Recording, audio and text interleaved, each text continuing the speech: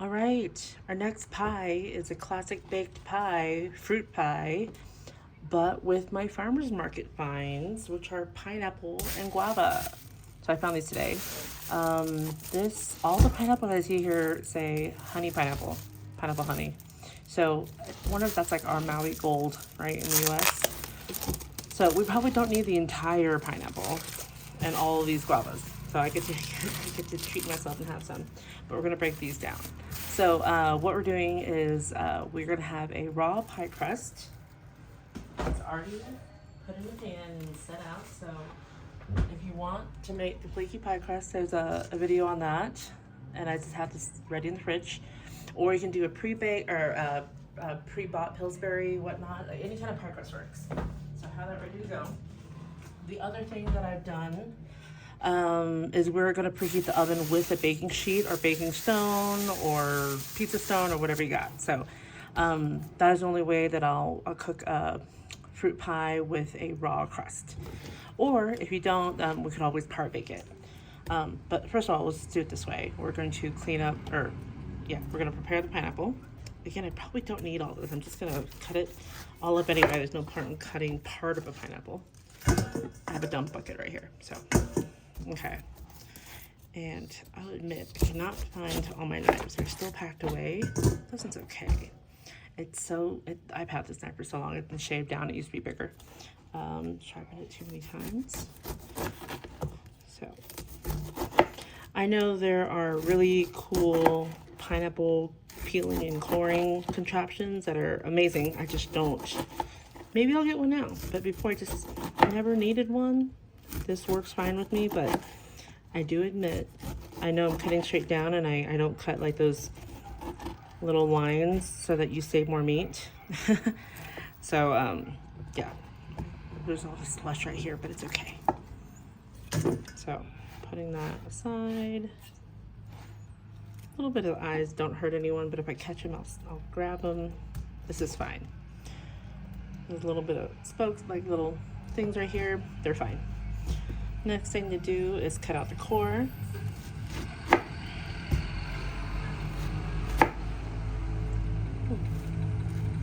Uh-oh, looks like the bottom of this is a little rotten. Overripe.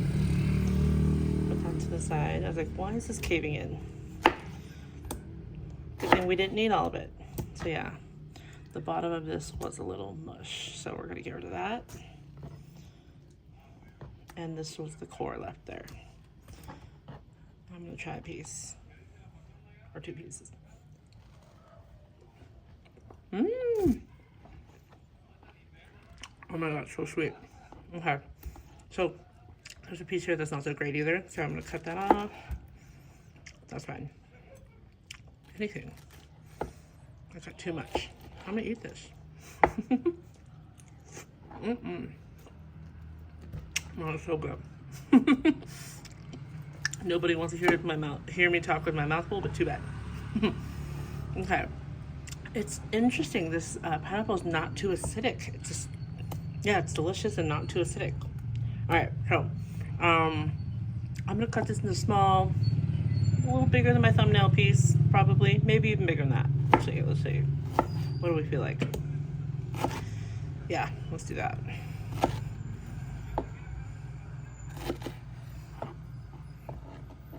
Okay, so between the pineapple and guava, both, I'm looking for about 850 grams of fruit. I'm gonna weigh it out on the side. Waiting for it to come. Okay. And then the rest we get to eat. That was only 120, so maybe all the extra parts are the rotting parts, so. Okay, you see the size? Okay, it's bigger. It's about an inch then. Let's say it's an inch, not thumbnail, but like the top joint. Not quite a square, but it's fine. 1 inch dice.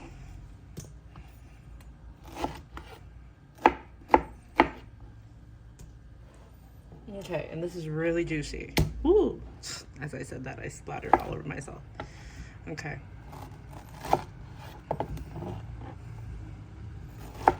actually thinking about 2 because I want to eat some. At the farmer's market, there were 2 for 70 pesos, which is a pretty good deal. Let's see. That's about...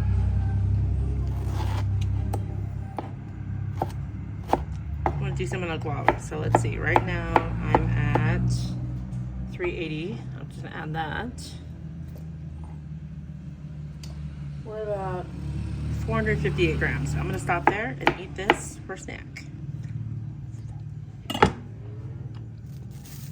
While I eat that, we're going to do the guava. For the guava, I'm just going to cut down here in the tops. Cut the little flower off and that little nub off. And then we'll cut around the same size. So we'll see how much we have. Oops. Didn't quite get through.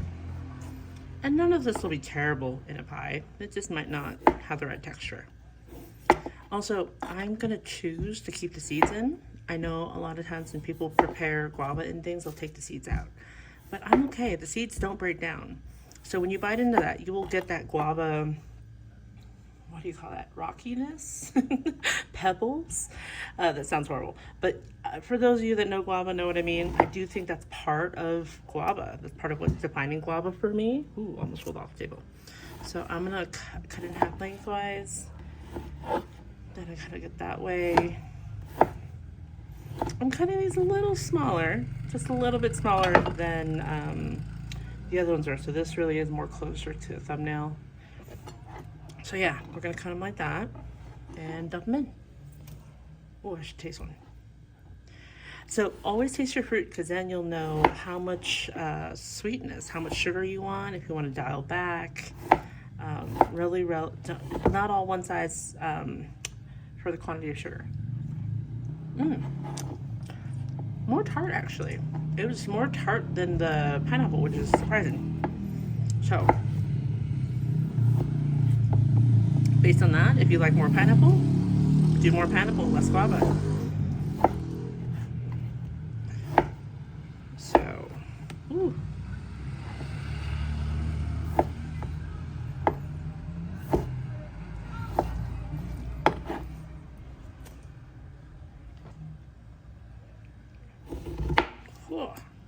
Get some riper ones actually. The more yellow they are, the more ripe they are. And you can feel them, squishiness, like softness wise. So most of the guavas I saw were a little on the green side, but if I was gonna buy them for myself to consume, probably buy them on the green side so I'd have a few days with them. You know, just like when you buy bananas, you don't want them super ripe yet. But I wanted to make this pie today, so I do have some unripe and ripe.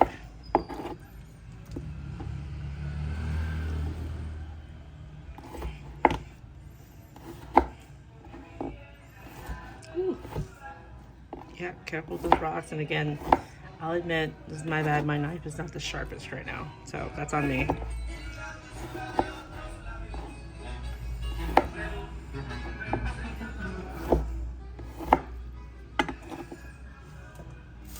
Get another riper one, actually.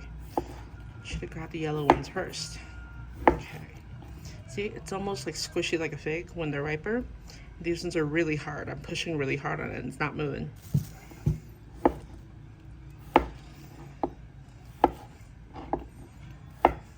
Ooh, see, that flattened.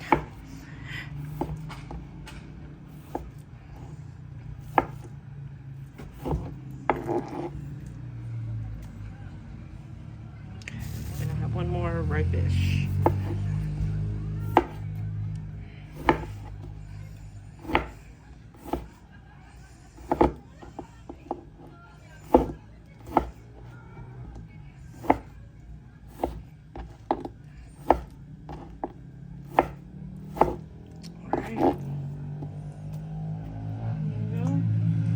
Actually a little over, about 880, but that's fine. Or I was aiming for 850, but 850, between 850 and 900 is great. So I'm gonna clean this up and we're gonna work on the rest of the pie.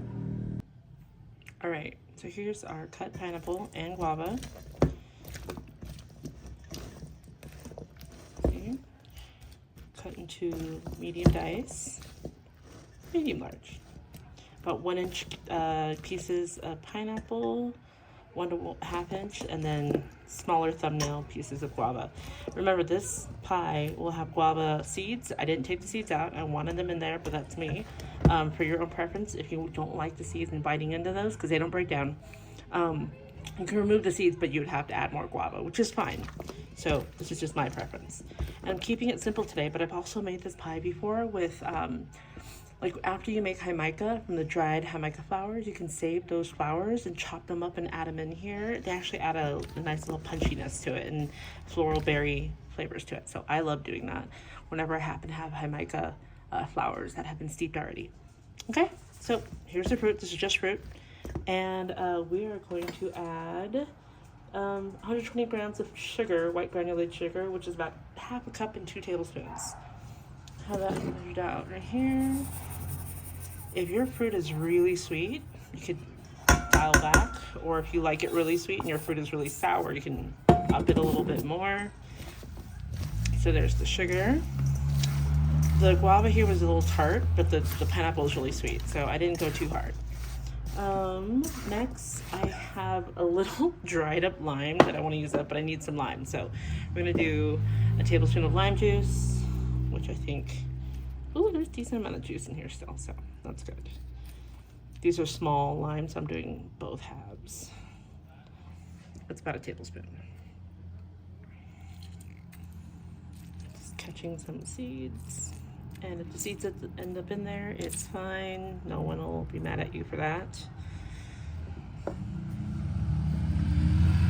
And then next, I will do it now because I always forget, is a pinch of salt.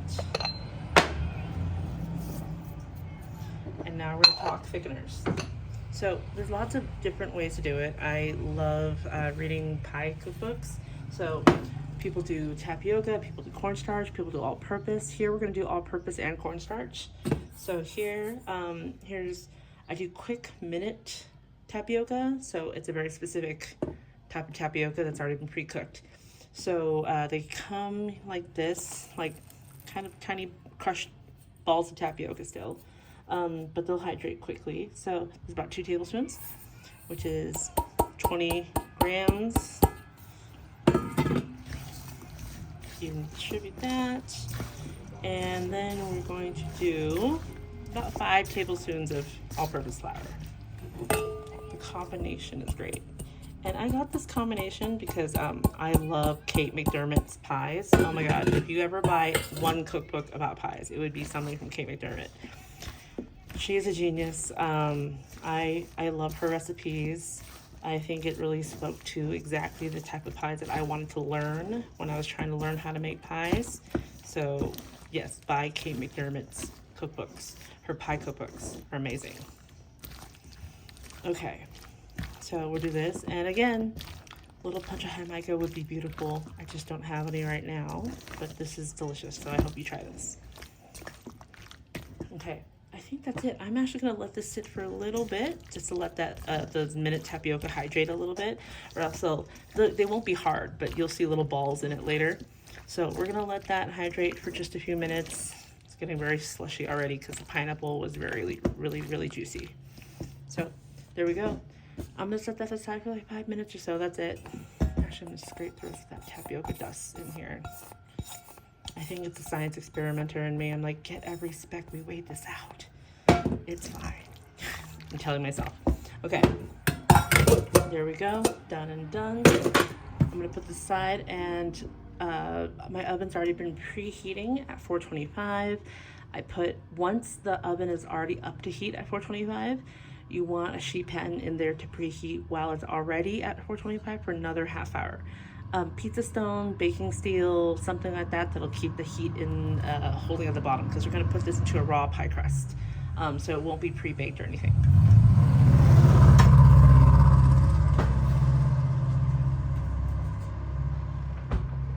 Here is our pie crust. And for this recipe, again, I'm using the Stella Parks Brave Tart Flaky pie crust recipe that I love.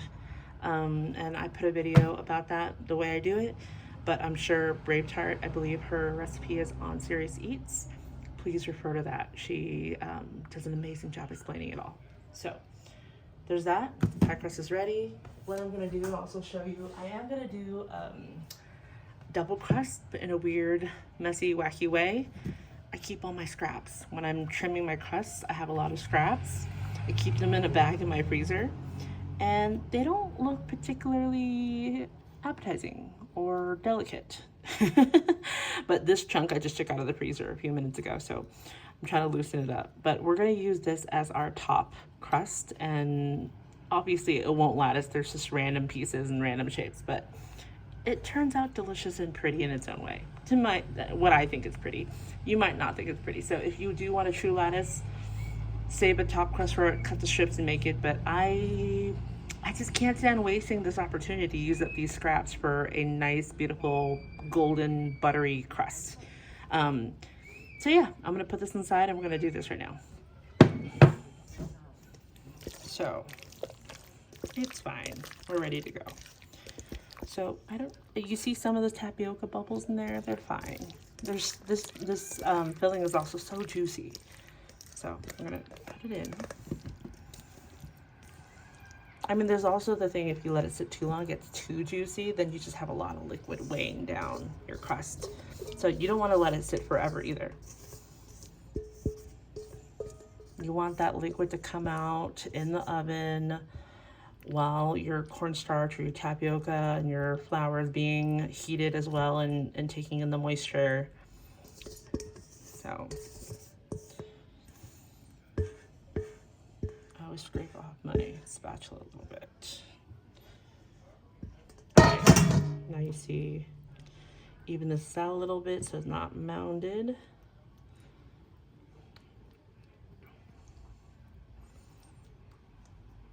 Okay.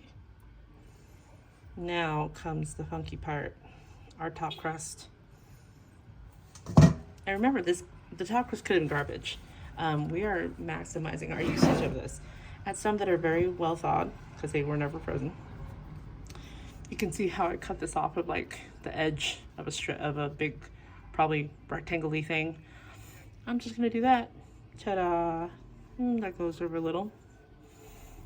This is insane, I know, but I think it's gorgeous in my way.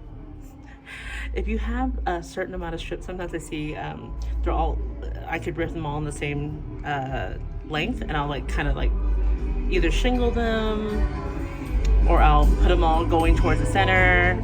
Yeah, it's all fine. I had that giant piece though, I want to keep it, so I'm keeping that giant piece.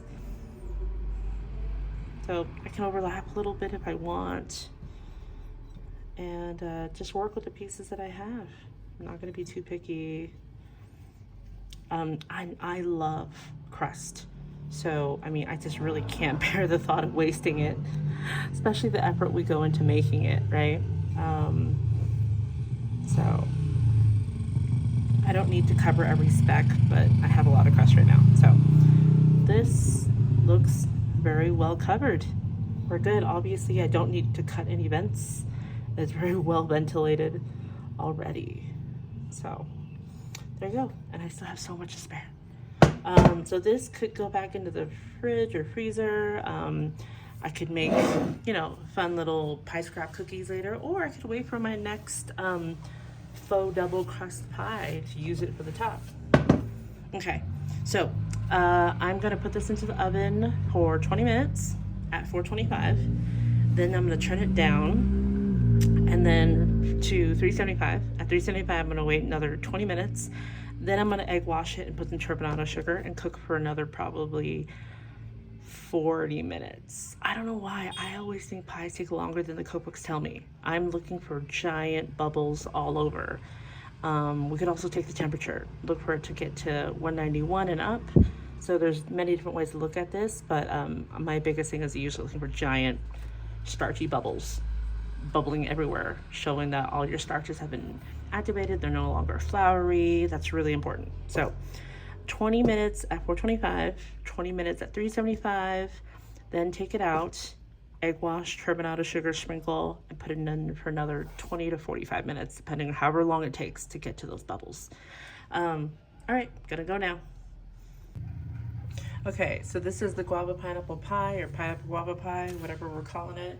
after 40 minutes. This is after 20 minutes at 425 and 20 minutes at 375. We're gonna brush the top with egg wash and do some turbinado sugar. So I have an egg white, and you can brush with a whole egg too. I just had some egg white laying around left over from a pastry cream. And so I'm gonna brush liberally. Want that golden brown to come through.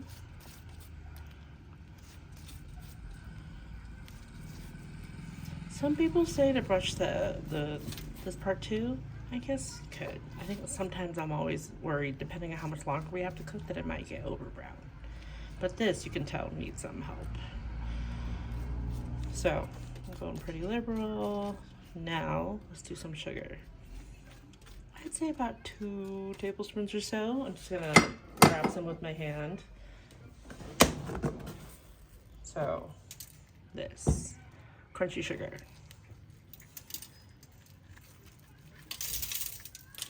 It's probably a lot less messy if I used a spoon. Oh well, too late. I'm in it. I want some crunchy texture. Ooh. See, and again, this is actually why I have a foil down for this one. I don't always put a foil down.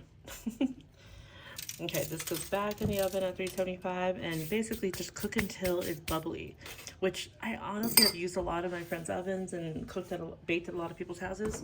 It could be 20, it could be another hour. So I'd say I'm gonna check after 30 minutes. All right, here's the finished guava pineapple pie. You see the big bubbles, and they have to be evenly distributed. You don't want them just like in one corner. So there's some bubbles. Those are the biggest ones. That's probably the hottest spot. Or that probably had just the most air to release. All right, and I went a little ham on the turbinado sugar, but those are gonna be so crusty and crispy later. So yeah, that is the final pineapple guava pie. I never cut into a pie right after, or the same day. I usually eat it the next day. So everything has to settle. If you cut it open right now, it's just gonna be a blob. It's gonna like spew lava at you. So I cook it for eating the next day or 2 days, it's fine. But ideally it's the next day. So we'll come back tomorrow and cut a slice into it. So yeah, those bubbles. It's like it's breathing and alive. It's not, but you know. All right, this is our fully chilled, well, fully set pineapple and guava pie. This is the one that had the scraps for the top crust. So you see with the turbinado sugar, got really crispy, crunchy on there, and the edges are very golden brown, not light yellow, which is something that I aim for, so I love that. Okay, so this thing is pretty sturdy, nothing wobbly about it, so let's cut into it. Let's see, which side do I want? Let's go right here. I love that golden brown right here. Okay. Ooh, I put a pretty thick layer of the sugar, so I think there's gonna be some nice crispy topping. Okay, here we go. Scooch right in there. Ooh. Oh, even a flake fell off the top on this side. Let's see, that's just a flake of turbinado sugar. Look at that, we got plenty of guava. You still see the seeds actually there. It's really sturdy, it's holding up together. So yeah, let's take a bite. Place that right here. That's pretty. So yeah, I also want you to see the side view. Okay, so let's take a bite. You see that? Hear that crack? Ooh, that's a really big bite actually. Let's see if I can cut that in half. But ooh, that looks so pretty. All the color of the pineapple and the guava. Okay.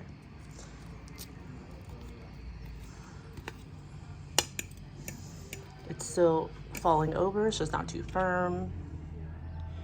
And you see those seeds in there. So again, if you don't like guava seeds, you know, they don't break down. So you'll have to scoop those out and just use more guavas, but I like the texture, so.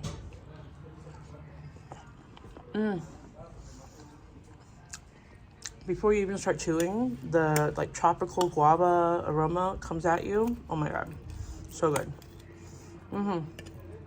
So it's on the sweet side because the pineapple was so sweet, but definitely buttery as well. So it like goes really well together. Yum.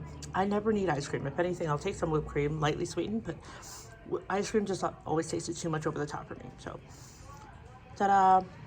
Pineapple guava pie baked with a pie crust topping or top that was made of the scraps, so you don't need to waste a whole crust. There you go.